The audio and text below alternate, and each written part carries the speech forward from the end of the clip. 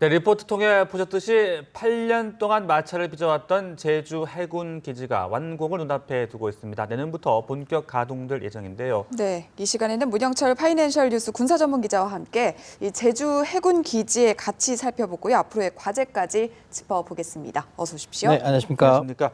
네, 제주 해군 기지 참 말도 많고 탈도 많았는데 현재 공정률이 90%를 넘어섰다고 하더라고요. 어느 단계까지 마무리가 되고 있는 겁니까? 예, 오늘 보도된 내용을 따르면은 지금 현재 94% 정도 공정이 완료가 됐다고 나오고 있습니다. 네. 예, 항구가 이제 정상적인 기능을 발휘하기 위해서는 그에 따른 인프라가 필요한데요.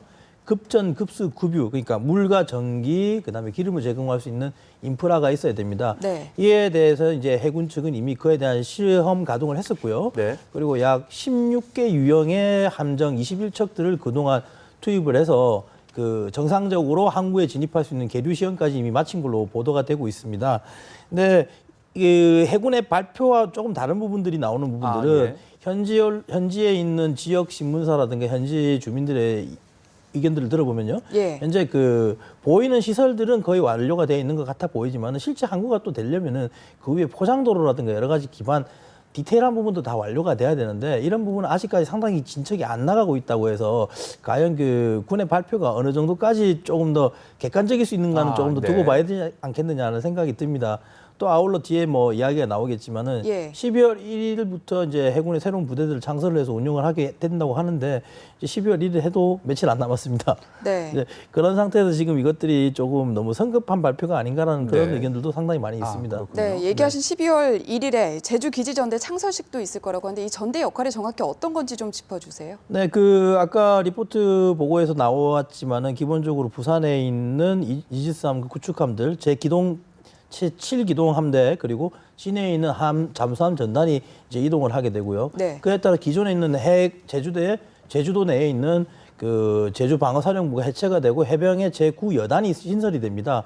그래서 이 9여단의 임무 같은 경우에는 전관되는 이제 민군 겸용항인데 이 항에 대한 인프라에 대한 전반적인 경계라든가 이런 부대의 역할들을 도울 수 있는 역할을 하게 되는 그런 모습을 하게 되고요. 네. 전반적으로 아까 말씀드렸던 그 기동함대 역할들은 그 지도상으로 제주도가 보면 그 한반도와 동해와 서해와 남해의 정중앙점의 꼭지점에 해당됩니다. 네. 그래서 가장 활동하기가 제일 좋은 위치가 되는데요. 여기서 한반도 유사시에 신속하게 이동할 수 있는 기동 부대의 역할을 할 수가 있게 되는 겁니다. 네. 실제로 그 MDL에서 만약에 사건들이나 북한의 도발이 발생하게 된다 그러냐면 부산에서 기존에 대응할 수 있을 때는 약 21시간이 걸렸던 게 지금 현재는 약 6시간이 주는 15시간 내에 출동이 가능하고요. 이제 장차적으로는 뭐 2호더라든가 다른 지역의 어떤 분쟁이라든가 여러 가지 어떤 문제점에서 문제가 발생했을 때 신속하게 대응할 수 있는 기동군의 역할을 하게 됩니다. 네, 말씀하신 대로 뭐 2호도에서 분쟁 발생시도 그렇고요. 앞으로 우리 군사작전의 어떤 신속성, 또 범위, 민첩성 등에 대해서 많은 도움이 될 것으로 기대해 볼 수 있는 겁니까? 네, 군사적인 가치라든가 이런 부분은 상당히 높습니다. 뭐 일단 주변 국가들도 뭐 일본 같은 경우에도 지금 오키나와 일대 군 기지를 강화하고 있고 중국 또한 마찬가지입니다. 불침 항공모함이라고 해서 인공섬을 만들고 있죠. 그런 상황에서 우리도 어떻게 보면 전략적 대응들이 필요한 부분인데 뭐 약간 늦은 감은 있긴 있습니다.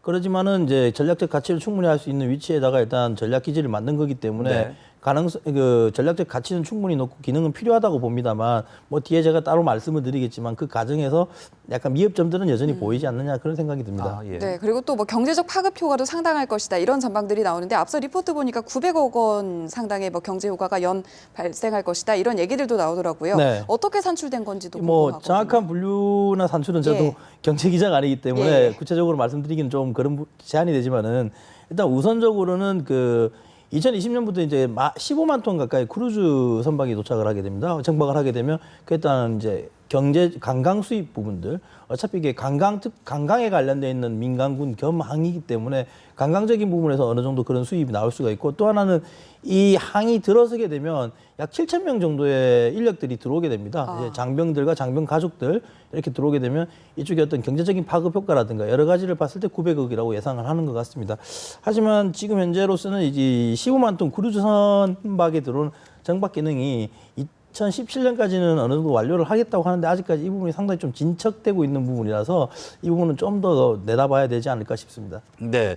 자, 반면 좀 우려되는 부분들을 짚어봐야 될 것 같은데 제주 해군 기지가 미군 기지화되는 것 아니냐 이 우려에 대해서는 어떻게 좀 봐야 할까요? 예, 상당히 아마 국민들이 가장 많이 네. 걱정하시는 부분일 겁니다. 일단은 지금 현재 남중국해를 둘러싸고 미국과 중국의 긴장이 상당히 팽배한 상황에서 그 자칫 이 기지에 미군들이 들어와서 정박을 해서 사용을 하게 되면은 중국이 심기를 건드리지 않겠느냐. 그리고 우리하고 어떤 경제적인 지금 활동이 가장 활발한 중국인데 그런 부분이 있는데 일단 우선적으로는 제주 기지는 요코스카보다는 일단 위치적으로 봤을 때는 상당히 전략적 가치가 떨어지지 않을 정도로 중요한 위치기는 사실입니다만 일단 문제는 그 큰 항모나 이게 아직까지 들어오기에는 조금 아직까지는 좀 무리수가 있고요.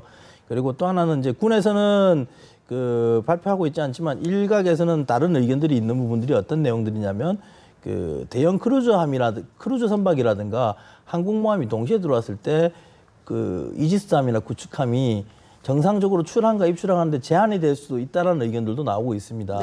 그래서 그런 부분에서는 약간 아마 제한적인 미군들이 만약에 온다 하더라도 제한적인 부분밖에 안 될 것 같고요. 그리고 또 하나는 중국도 표면적으로는 한미 동맹에 대해서 반대하고 있지는 않습니다.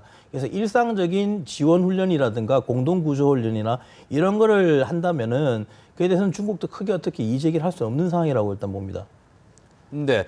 자, 그리고 이 주민들과의 마찰도 끊이지 않아 왔습니다. 지금까지 연행된 사람만 또 700명이 넘고요. 공사 지연에 따른 배상금도 상당히 많이 나왔다고 하던데 이 부분은 어떻게 좀 봐야 되겠습니까? 270억 원 관련돼서 이제 구상권을 청구하겠다 지금 나오고 있고 한데 일단 기본적으로 일각에서는 이거를 이제 좀 하업적인 차원에서 군이 이거를 좀 무마해 주는 게 어떻겠냐 이야기를 했지만 아직까지 해군의 입장에서는 법률 이제 그 법무장교를 중심으로 해서 TF 팀들이 꾸려져 있고 에 대해서는 강경하게 나오고 있는 부분이라서 아마 반대쪽 부분들하고 반대측 주민들과의 더 큰 마찰이 있다는 예상이 됩니다. 그래서 이 부분은 조금 그 군이 그 지역민들과의 합의라든가 이런 거를 좀 고려를 한다면은 어떤 구상권 청구나 이런 건 좀 보류를 하거나 아니면 다른 방법을 좀 모색을 하는 게 좋지 않겠느냐 그런 생각이 듭니다. 네, 그리고 주변 해양 생태계 파괴에 관련한 우려의 목소리도 꾸준히 나오고 있는데요. 이에 대해서 당국이 뭐 어떤 대책 같은 걸 내놓은 게 있습니까? 원래는 그 연산호 이제 전 세계적으로 유명한 연산호 군립 지역입니다. 이 지역이. 근데 그 지금 현재 연산호가 토사 유입이라든가 발파 그리고 부산물들의 유입들로 인해 가지고 상당히 많이 개사를 했고요. 점점 죽어가고 있는 상황입니다. 근데 이게 원래는 환경 평가를 정확하게 실시를 하고 그에 따른 그 안전 설비들을 한 상태에서 진행을 하게끔 돼 있었는데 이걸 거의 조금 미진하게 좀 진행을 한 걸로 지금 알고 있습니다. 그리고 또 한 부분은 이제 그 환경 평가를 감시를 해야 되는 TF 팀에 있어서 주도권이 해군이 가지고 있다 보니까 아무래도 주민들은 이에 대한 불신 부분이나 이런 것들이 좀 쌓여 있고요. 그래서 앞으로 이런 부분들은 그 지역 주민들이 중심이 될 수 있는 어떤 그런 공동적인 감시 TF팀이 구성이 돼야 된다고 생각을 합니다. 네, 제주 해군 기지와 관련해서 앞으로 어떤 과제들을 또 풀어나가야 할지까지 짚어봤습니다. 오늘 말씀 여기까지 듣겠습니다. 고맙습니다. 고맙습니다. 감사합니다.